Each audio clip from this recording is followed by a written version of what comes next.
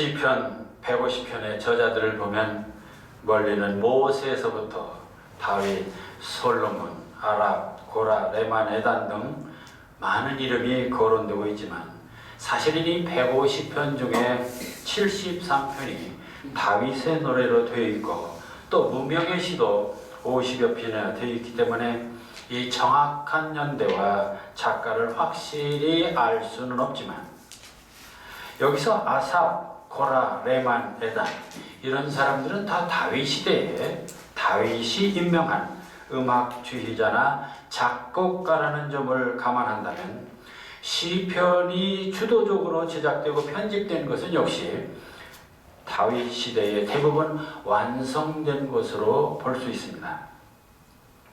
그렇다면 왜 다윗 시대에 시편이 제작되고 편집되었을까요? 다윗은 흩어진 이스라엘 12지파를 전부 하나의 왕국으로 통일하고 시온에 있는 시온산이 있는 예루살렘을 수도로 정했을 뿐만 아니라 예루살렘을 명실공히 하나님이 계신 성지로 삼고자 했습니다. 그래서 일찍이 하나님이 시내산에서 언약하신 만국의 우뚝 서는 이 제사장의 나라를 꿈꾸었던 것입니다. 그러자면 먼저 그들이 가장 신성히 여기는 언약궤를 예루살렘으로 모셔야 했습니다.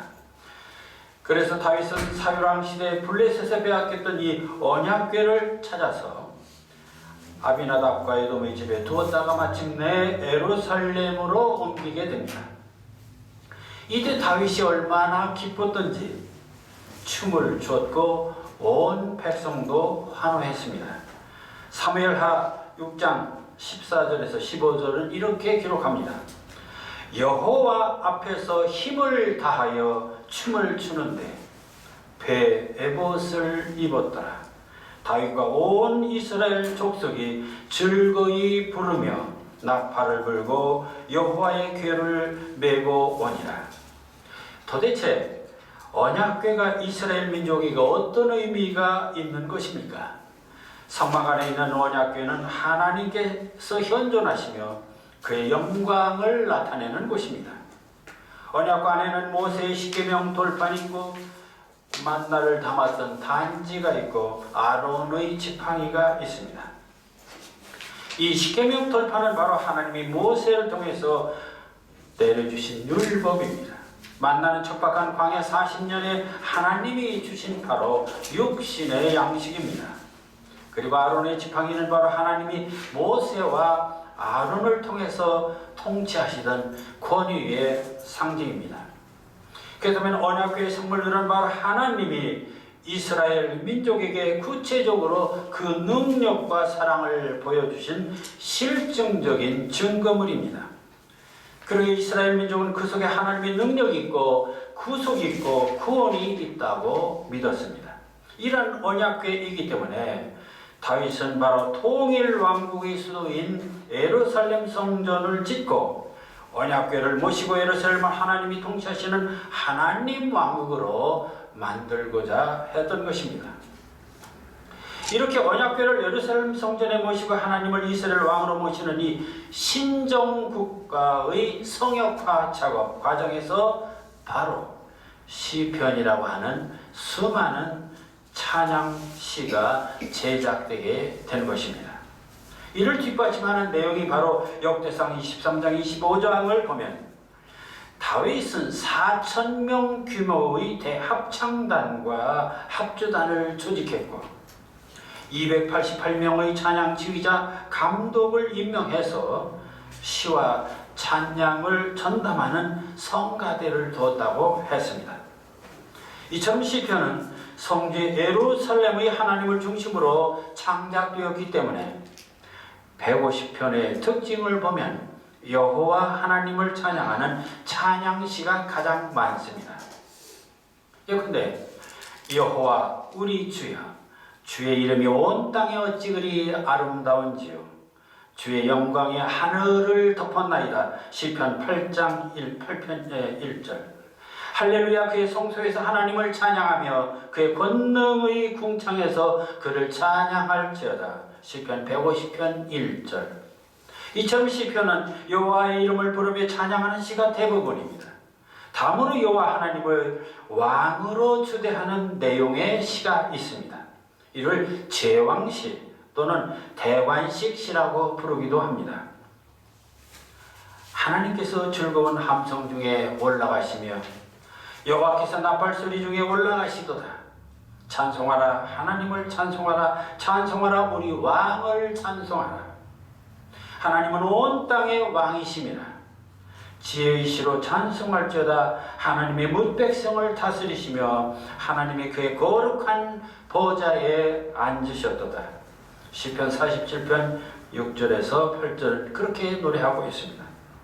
이 시를 보면 바로 하나님이 왕 중의 왕이시고 실질적으로만 백성을 다스리시는 분입니다.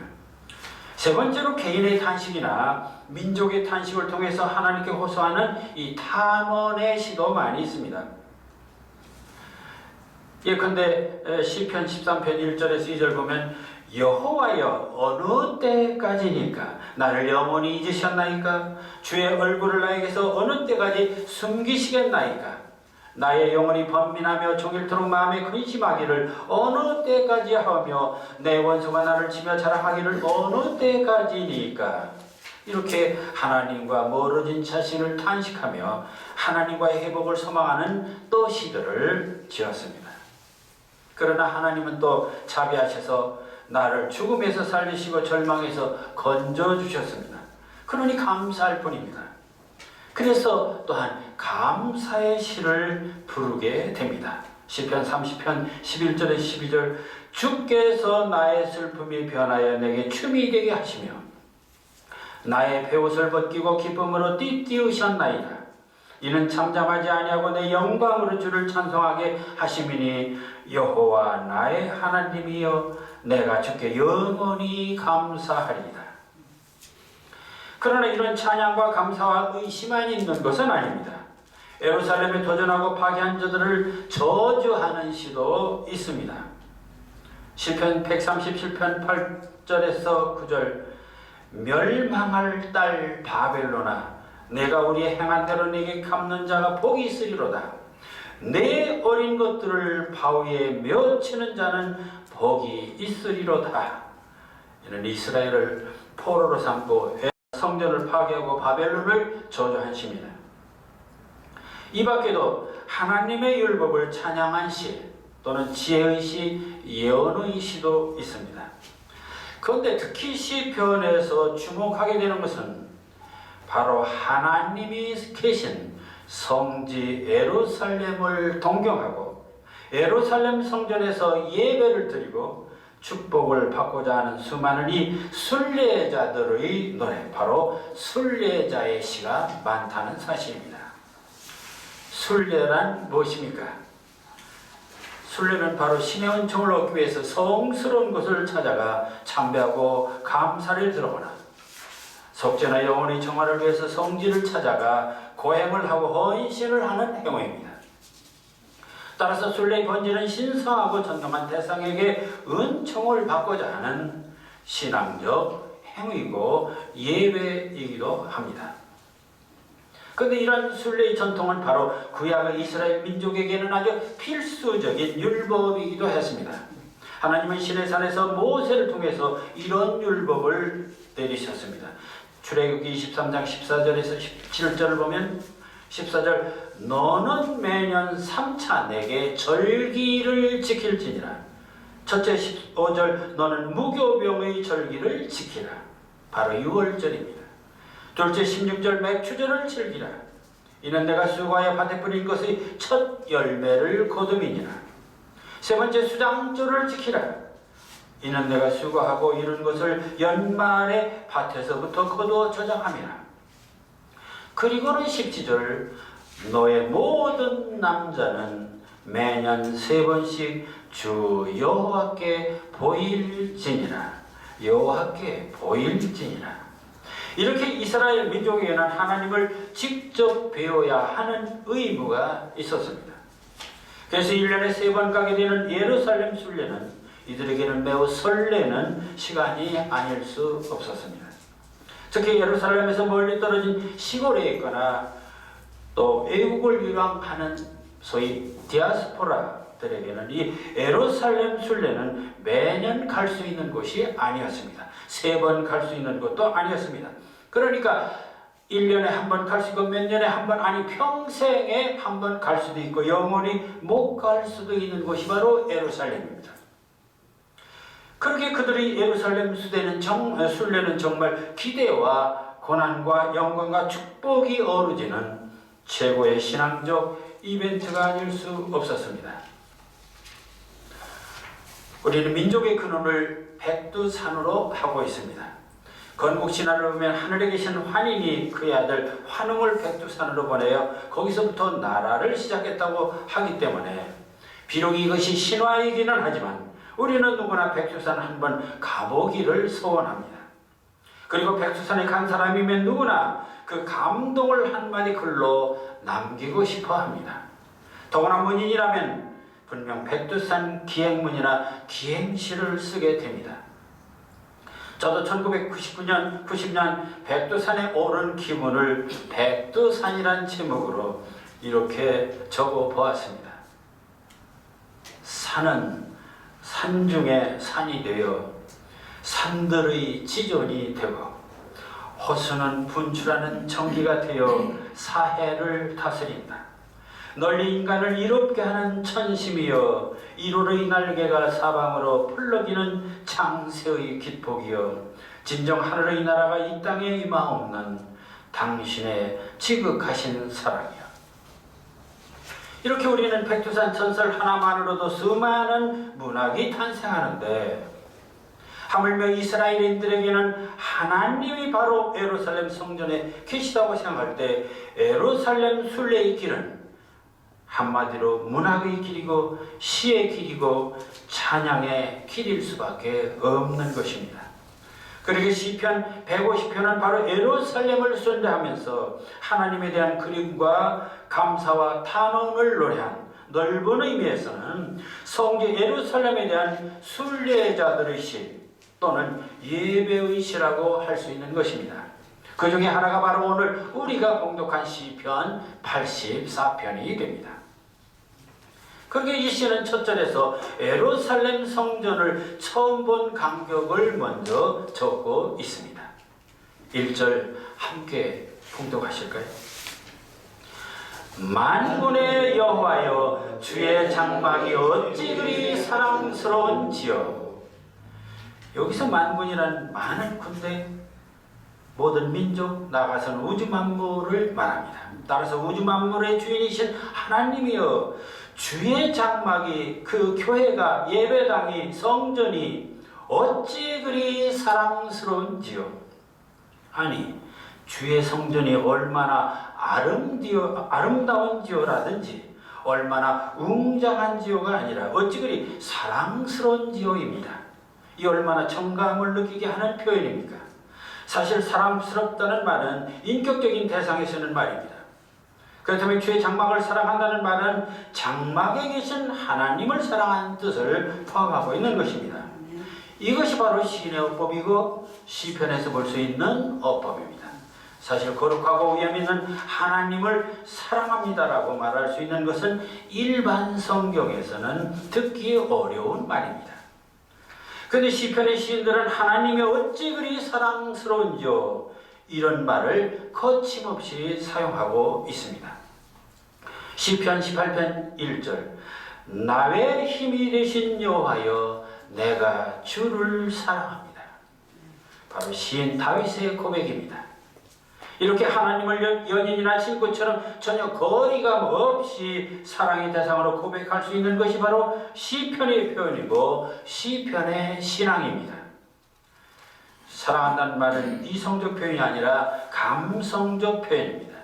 논리적 표현이 아니라 바로 심리적 표현입니다. 그렇게 지적으로 이해시키는 산문적 어법이 아니라 가슴으로 느끼게 하는 시적인 어법인 것입니다. 주의 장막이 어찌 그리 사랑스러운지요. 정말 순수하고 순진한 마음에서 우러나오는 아주 서정적인 고백입니다. 그래서 이를 읽는 독자들도 하나님이 멀리 계신 두렵고 떨리는 하나님이 아니라 친구처럼 연인처럼 우리와 함께 계신 하나님으로 느껴지게 되고, 그래서 또 하나님에 계신 성전에 가고 싶은 마음이 뜨거워지게 되는 것입니다. 그런데 이러한 감정은 2절에서 하나님과 성전을 그동안 얼마나 사랑했는지를 보여줌으로써 더욱 고조되고 있습니다. 2절 함께 봉독하실까요? 내 영혼이 여호와의 궁정을 사모하여 쇠약하며 내 마음과 육체가 살아계신 하나님께 부르짖나이다. 여기서는 먼저 내 영혼이 여호와가 계신 궁전, 즉 성전을 사모한다 했습니다. 근데 이 사모한다는 말도 건물에 쓸 수 있는 말이 아닙니다. 사모는 인격적인 존재에 할 수 있는 말입니다. 따라서 이는 하나님을 사모한다는 말인데, 사모한다는 말은 마음에 두고 애틋하게 생각하며 그리워한다는 뜻입니다. 영어에서도 이를 deep attachment, 보다 깊은 관계라고 했습니다. 그렇다면 1절의 사랑스럽다는 고백보다 훨씬 적극적이고 간절한 표현입니다. 그런데 그 간절함을 결정적으로 보여주는 말이 그 다음 쇠약하며에 있습니다. 이게 무슨 뜻입니까? 내가 하나님과 성전을 얼마나 사랑하고 사모했는지 몸이 쇠약해진 상태라는 것입니다. 몸이 쇠약해진 상태는 병이 난 상태입니다. 그렇다면 이를 우리식으로 말하면 하나님을 너무 사모하여 상사병이 났다는 말입니다. 참으로 놀랍고 대단한 표현입니다. 그리고 이러한 믿음과 사랑을 다시 부연하는데 여기서는 마음과 육체가 함께 부르짖는다고 했습니다. 우리는 보통 사랑하는 사람이라는 마음으로 사랑하는 것으로 알고 있습니다. 그런데 이 시는 마음만이 아니라 육신마저도 하나님을 사랑한다고 말하고 있습니다. 바로 몸과 마음이 하나가 된 이 혼연일체의 사랑입니다. 구약시대 유대인들이 예루살렘 순례가 신약 성도들에겐 교회에 와서 예배하는 행위와 같습니다. 그렇다면 오늘 예배에 참석한 여러분은 모두 순례자들입니다. 그런데 여러분은 오늘 교회 순례길에서 하나님이나 교회에 대한 믿음의 감정이 어느 정도입니까? 아니 상사병이 날 만큼 그렇게 뜨거운 열정으로 사랑하는 마음입니까? 아니 그러한 마음으로 시를 써서 고백하고 읊조리면서 참석하시는 것입니까? 그런데 시편을 보면 하나님과 성전을 사모하는 시는 비단 이 84편에만 있는 것이 아닙니다. 시편 42편 1절에서 2절도 이렇게 표현하고 있습니다. 하나님이여 사슴이 시냇물을 찾기에 갈급함 같이 내 영혼이 주를 찾기에 갈급하나이다. 내 영혼이 하나님과 살아계시는 하나님을 갈망하나이다. 사슴이 시냇물을 갈급한 같이 그렇게 하나님을 갈급한다는 것입니다. 이처럼 시편의 시인들은 하나님이 계신 이 예루살렘 성전에 가는 것을 가장 행복한 순례로 생각했고, 그곳에서 하나님을 만나기를 마치 사랑하는 연인을 만나러 가는 것처럼 그렇게 설레이는 마음으로 뜨겁게 열망했습니다. 특히 시편 120편에서 135편까지 이 16편이 연달아서 성전에 올라가는 노래라고 표제를 붙인 것을 보면 시편이 얼마나 이 예배의식, 성전에 참여하는 이 순례의 노래가 많은 것임을 알 수가 있습니다. 우리는 구약시대의 신앙이라면 모두가 율법적이고 형식적인 바리새인들의 신앙만 생각하는 경우가 많습니다.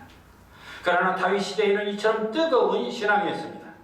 저들은 그 뜨거운 마음을 시를 지어 낭송했는데 그것이 저들의 기도이고 찬양이고 설교이고 바로 예배였던 것입니다. 여기서 오늘 우리가 믿고 있는 하나님과 교회에 대한 신앙적 태도를 돌아보게 합니다. 시편의 성도들은 성전에 가는 것이 바로 하나님을 만나러 가는 것이었습니다. 아니 시를 읊조리며 하나님께 뜨겁게 사랑한다고 고백하고 찬양하며 경배하러 가는 것이었습니다. 그렇게 열정적이고 감성적이고 이 시적인 바로 파토스가 있었습니다.